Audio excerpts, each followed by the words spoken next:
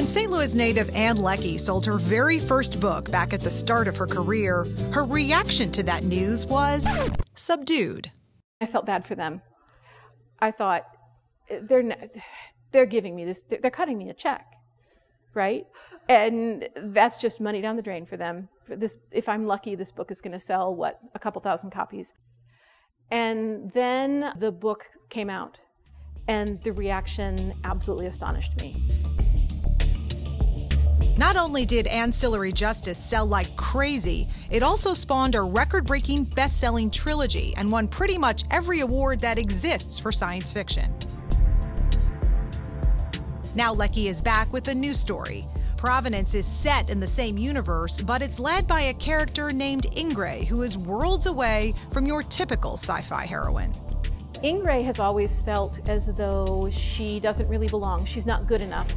Science fiction and adventure stories in particular tend to like those hyper-competent heroes, right? Because you're going to go and beat up the aliens and do all the things you need to do, and then as a reader you're like, yeah, I can be like that, really heroic. But in real life, most of us are kind of like, oh, can we do this or not? I have to be a grown-up, and I don't know if I can be a grown-up right now. Am I strong enough to be a grown-up, right? Leckie, of course, is managing adulthood quite nicely. When we spoke with her inside the creative co-working space of Tech Artista in St. Louis's Central West End, she talked about finding her own path as a writer and what it's like to juggle the conflicting demands of life, laundry, and sci-fi stardom. As soon as I sit down to write, I have to do the laundry. In this edition of Maryville Talks Books, one-on-one with Ann Leckie, presented by Maryville University and Left Bank Books, and media sponsor St. Louis Public Radio 90.7 KWMU and HEC TV. Ann Leckie, thank you so much for joining us. Thank you for having me. You're one of our first authors in a while who's a hometown girl. I sure am. Yeah, I grew up here. My parents moved here when I was about a year old. And you're still... Yep, still live here. You fell in love with science fiction very young. Yes. Yeah, I have no idea why, but I absolutely did. There was just something about space and aliens and yeah. I've heard you tell a story about going to see, was it 2001? It was 2001. The adult who was responsible for me that weekend wanted to see, it was a special engagement. I was like 4 and wanted to see it and didn't have anybody to look after me. They were supposed to look after me. And so they took little 4-year-old me to the theater. And I have never forgotten it. What kind of transformative moment for a 4-year-old must that have been? Oh, well, you know, there are adults, there are grown adults who watch that movie and have no idea what's going on. I was 4 years old. I didn't have a chance, right? Yeah. What did it spark in you? To be 100% sure, I don't know. I think it kind of sort of lay dormant for a long time. But more recently, when I've looked back at some of my favorite science fictional characters have been androids and artificial intelligences. And of course, the main character of the trilogy is basically an artificial intelligence. And so I wonder if that doesn't trace all the way back to Hal, to that moment where Hal's being shut down, which is a really strong, it's a really, it's a moment with a huge amount of emotional impact. I can feel it. My mind is going.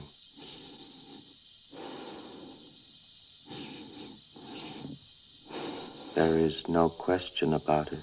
Even if you don't know what's going on in the plot, even when you're a little kid sitting in the audience and don't know what's going on, that moment really stands out. And I'm sure that kind of stuck there and sort of fermented into things that I did later.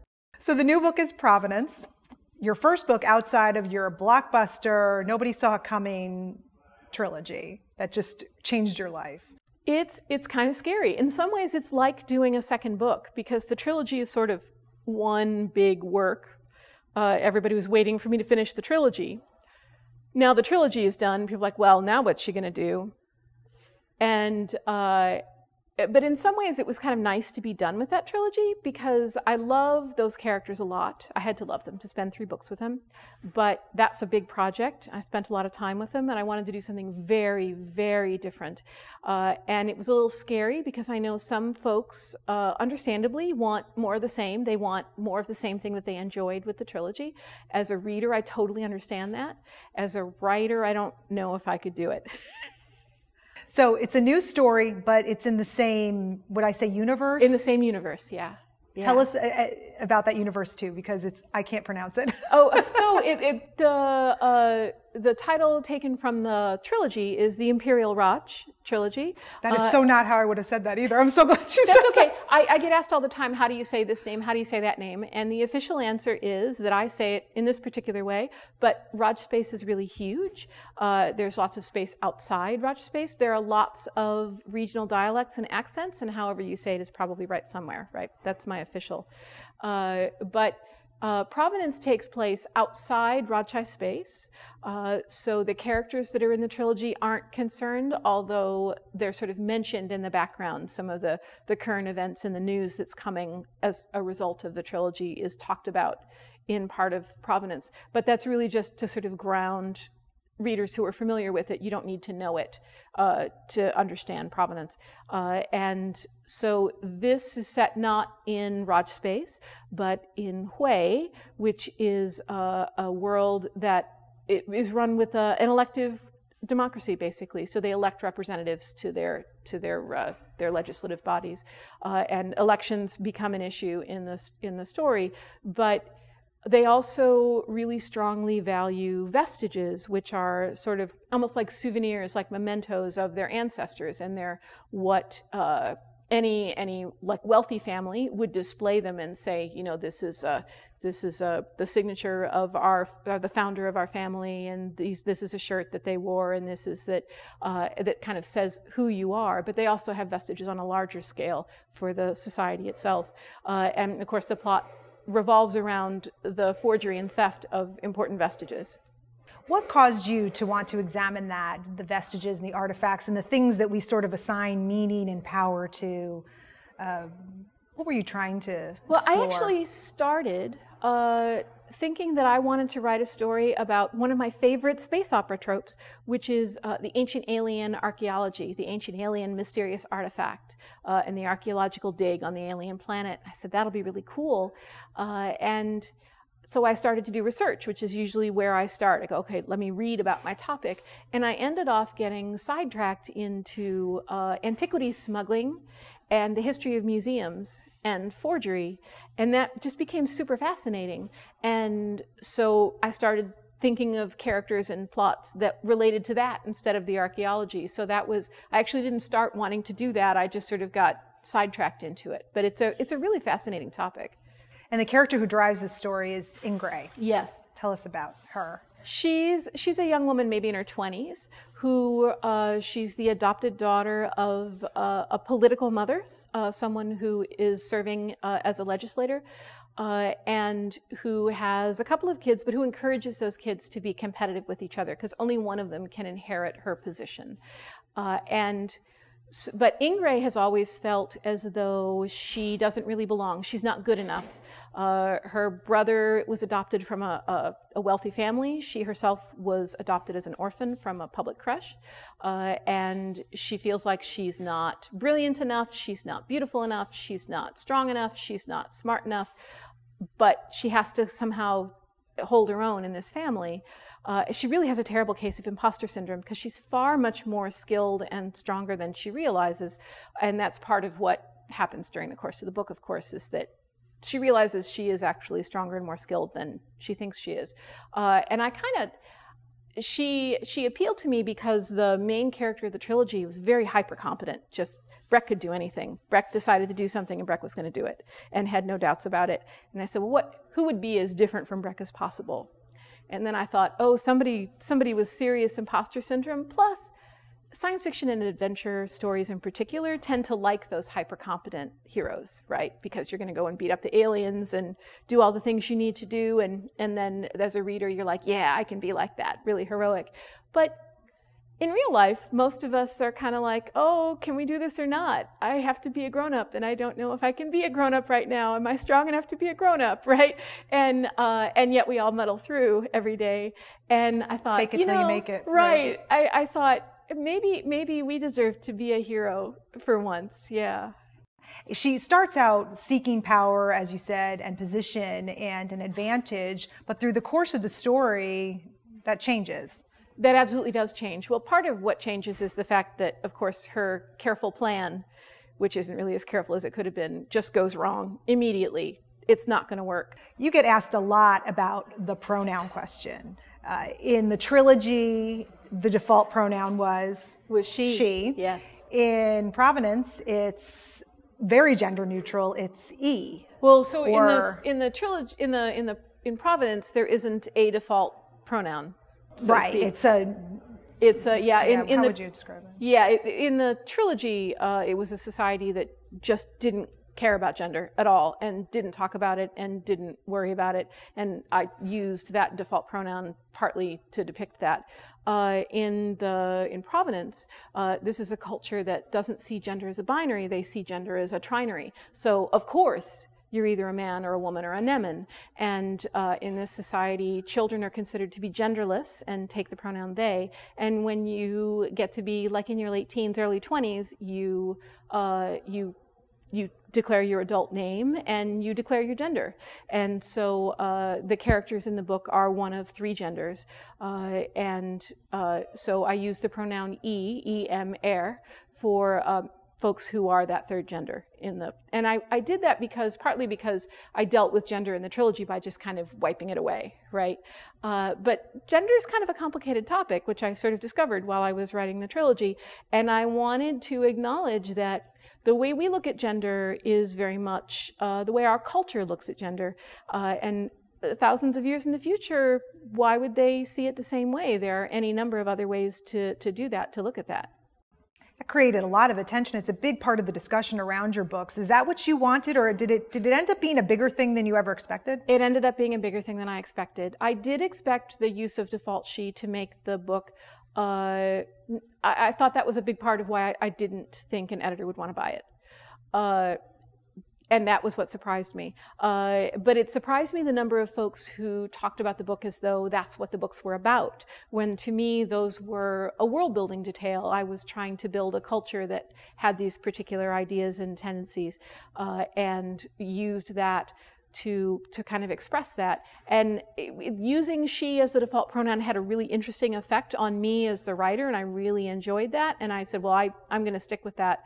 And not to make any point, but because I really loved the effect. And it really surprised me the amount of conversation that generated. And I think it's mostly been good to hear the conversation, the pros and the cons and people talking about it. It's really been super interesting. And such a great example of how art can really spark something so relevant in our lives. Oh, well, I think that stories in particular are really powerful. They're how we organize the world around us, and the kinds of stories that we have to use to match up to events. That's really important because it helps determine what we do and what choices we make. Your bio humorously refers to all the different jobs you've had. So starting with that, how did it all happen for you? So, weirdly, I was extraordinarily lucky in that my parents were convinced from when I was quite small that I was going to be a writer someday. And so they would talk to me about fiction and about my writing as though I was going to be a professional writer. Just the assumption was that I could do it and I was going to do it. And that's a huge gift. But it was a very long time before I felt actually confident enough to sit down and try and write something. So it wasn't really, I actually sold a story while I was shortly after college to True Confessions. I don't know if you remember True Confessions. And I thought, oh, this is great, so I can do this again. But I discovered I really didn't like that kind of story. There was tons of it at the drugstore, right? That was why I picked them up.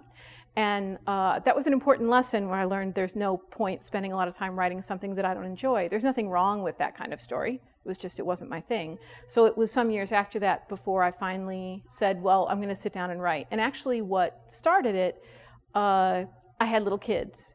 And I discovered very quickly that childcare was going to cost way more than my paycheck.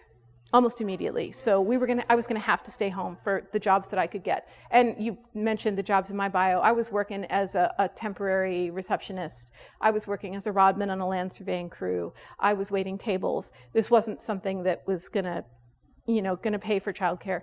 So I ended up staying home. And my kids were the most adorable toddlers in the history of toddlers. There's no question about it, and I'll fight you. But they were not very intellectually stimulating company. And I began to feel like my brains were leaking out my ears. And some of my friends on the internet almost saved my life because I could talk to adults during the day. And some of my friends on the internet were like, we're going to do NaNoWriMo, which is National Novel Writing Month, which is November. It will have just finished up. People write 50,000 words of a novel in the course of 30 days. And I said, what the heck, I'll try that. And I did that. I did it while my daughter was at preschool and my son was napping, and managed to win. Winning NaNoWriMo means you finish the 50,000 words. And looked back at what I had and was like, this is not that bad, actually. And that was when I started to really work hard at, even if I thought it was stupid, I'm going to write the story. But that's a huge, like a confidence thing that you kind of have to get over. And it sort of went from there. I just kept on plugging away, kept on writing things, kept on submitting things, and what did it kind of spark in you? You started getting that sort of feedback from it and that payoff. Oh, that was really amazing. That was really amazing. It was also tremendous to be able to find there are some critiquing communities on the internet. There's one called Online Writing Workshop for science fiction and fantasy. If you Google it, it costs, I think it's like $50 a year or something, but you can try it free for a month. You can submit your stories and have people critique them. You can critique other people's stories. That's tremendously valuable. And some of the folks I met doing that encouraged me to apply for a workshop called Clarion West, which is a really intensive 6-week workshop. That was also tremendous. What that did was introduced me to a certain number of folks who were who had similar goals as mine and were willing to take my work seriously. And that was just tremendous. It makes such a huge difference. I think most people who really want to write are afraid that they're not good enough. Even just sitting down and putting words on the paper is frightening. And then when you've done it, a lot of people I've talked to are like, but I can't send it out because it's not very good. And the most valuable thing you can possibly get is folks who take you seriously as a writer, who believe in what you're doing and who will support you through it. What happened after that then? So then I finished the novel. It took me a long time. So that was Ancillary? That was Ancillary Justice, yeah. And it took a really long time. And then, and this is where things get, so every writer's course to selling their first book is different. So if I give my story, it's not the only way or the way to do it. I just want to caution by saying that at first. So what I did was, at that point I had some friends who were selling really fabulous short fiction. Some of their friends had sold books. So I went to them and I said, who are people's agents? What do people have to say about them? And then I spent some time researching agents who sold science fiction, looking to see who they represented, who had sold things recently. And I made a list. I made a list of about 20 to start.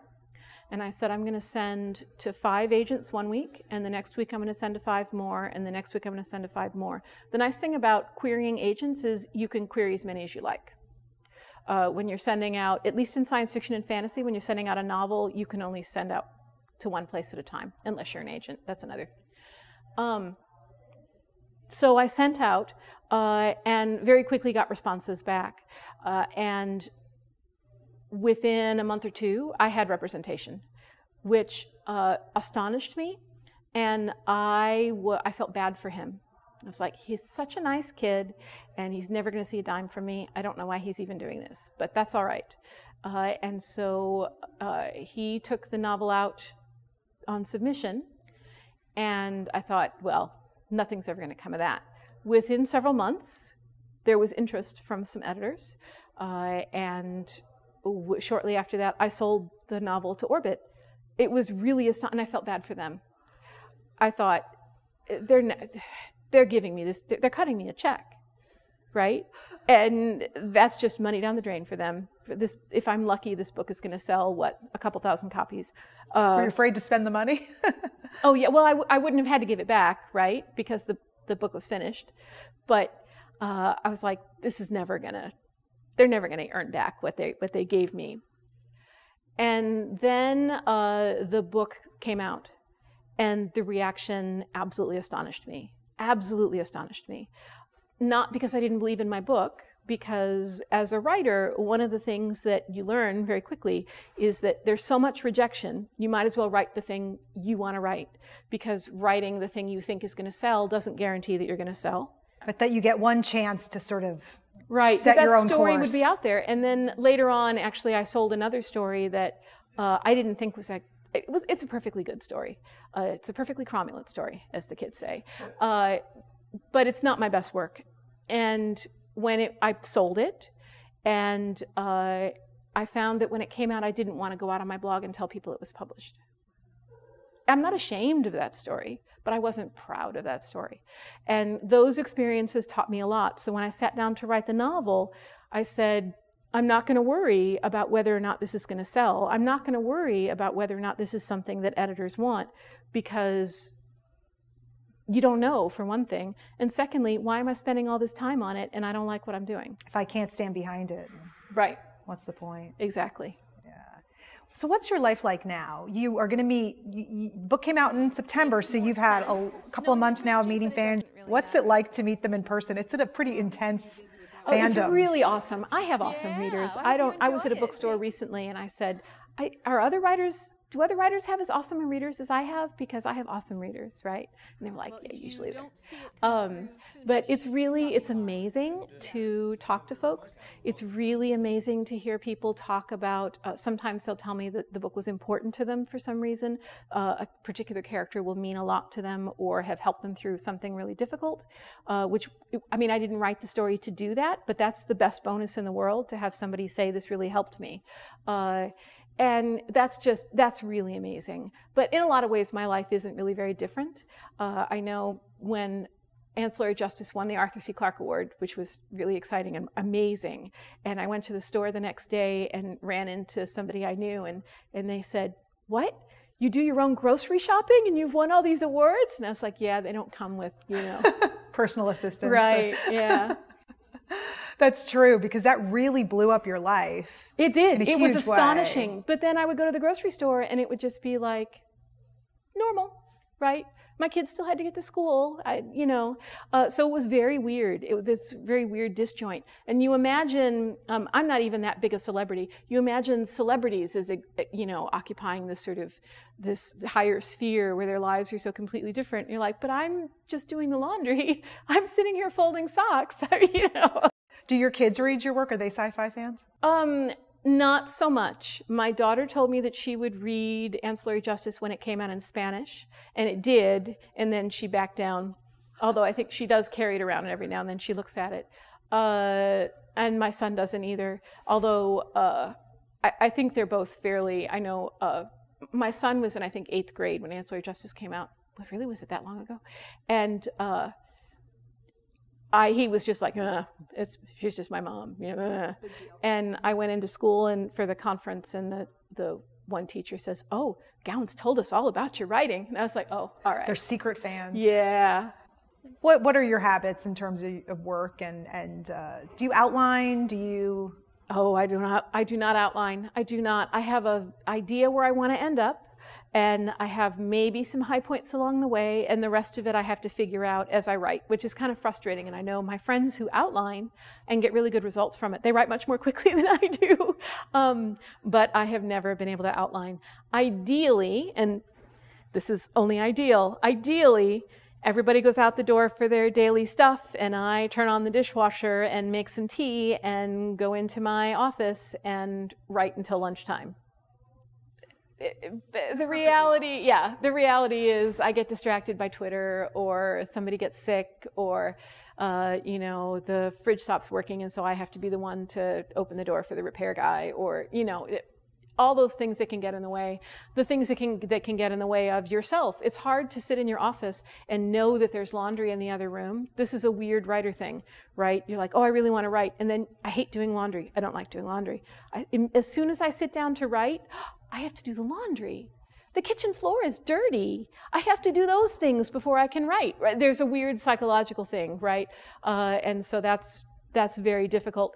So I have my ideal, but I don't always stick to my ideal. But fortunately, by my deadline, more or less, I have a manuscript, and that's what counts in the end. Yeah. I always joke that the only time my house gets cleaned is when I have a deadline. Oh, yeah, yeah. That's the only time I suddenly seem to care about things that I've been ignoring for Absolutely. weeks. Right, exactly. That's so true.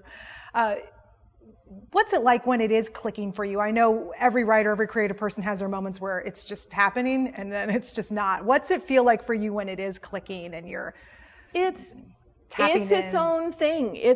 It really feels good because it feels very frustrating and painful when it's hard, which it is hard most days. I think the idea that one is inspired to write and you write only when you're inspired in some ways is a little bit unhelpful, because 9 times out of 10 you're sitting there at the desk banging your head on the keyboard going, oh God, I can't even write a plain sentence, right? I just need to get this horse from this end of the street to the other end of the street, and I can't do that. And it's very difficult. And most of the time it's like that. And then boom, it just comes right out of your fingers, and that's really amazing when it happens, but that's not all the time. Yeah. You've always given a ton of credit to libraries and talked about what a huge role that played in your libraries upbringing. are fabulous. Libraries are so wonderful. I don't know where we would be without libraries. Yeah. And that's what nurtured your... Oh, well, I actually grew up in South St. Louis over by Tower Grove Park, and I was at the Carpenter Branch Library almost every weekend, pulling books off the shelf, reading what I could find over in the grown-up section when maybe I wasn't supposed to be, and just reading everything because I was a kid who read. Do you feel like you kind of grew up in a golden era of sci-fi fiction too? And in some ways I did. The 70s were really, there were some amazing writers, many of whom people don't necessarily talk about anymore.